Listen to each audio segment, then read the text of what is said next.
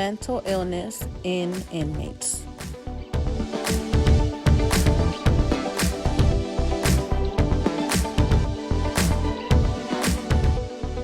As we know, prisons are meant to be a structure or environment with minimal amenities that inmates receive. From the 1950s to the 1960s, the civil rights movement became crucial to those of minorities. Therefore, there was an upbringing for the rehabilitation model, which emphasized treatment programs designed to reform individuals. And women are known to have higher rates of mental health issues in prison. A Bureau of Justice report indicated the highlights of prevalence of mental health problems among prisons and jail inmates. Overall, state prisoners who had mental health problems are expected to serve 4 months longer than those without mental health problems. Causes include low rates of employment, past physical or sexual abuse, having family members themselves with mental problems and are not aware or refuse help.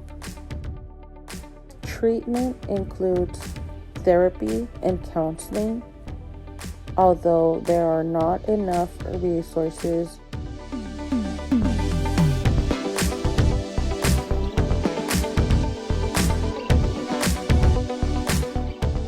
Only about 12% receiving proper treatment. California Budget and Policy Center included this graph that provided a visual representation of the daily encounter population of inmates the Los Angeles County Jail System dealt with in 2018. There are 17,024 inmates on record, and 5,111 of them were able to receive treatment. From these results, we're able to determine that it is possible for change. For these changes to occur, there should be incorporation of group programs, regular sessions with counselors, and provide enough resources. Well, I'm absolutely delighted now to be joined by Judge Steve Leifman. And what we're going to be talking about this morning is pretty much how to keep mentally ill people out of prison. So, Judge, welcome. Thank you very much. Lovely to have you on the program. Appreciate it. Now, I know you had a session this morning on this particular subject. Give us a feel of what you were talking about. Well, I was explaining to people that it's very sad, but our jails have become the largest psychiatric facilities in this country. But there's some wonderful strategies that we should be employing, and that there's a better way to do this. We have about 1.5 million people a year with serious mental illnesses getting arrested. On any given day in the United States, there's about 550,000 people with serious mental illnesses in jail and prisons, and another 900,000 on some type of community control. And so it shouldn't be that way. It's very expensive. It's expensive to them, their families, as well as to the society. And so one of the things that we're teaching judges to do and psychiatrists is to work together and to figure out better strategies. But that means teaching our law enforcement, for instance, how to handle people with mental illnesses. There's a program called Crisis Intervention Team Policing that we teach our law enforcement. We have psychiatrists help teach them as well.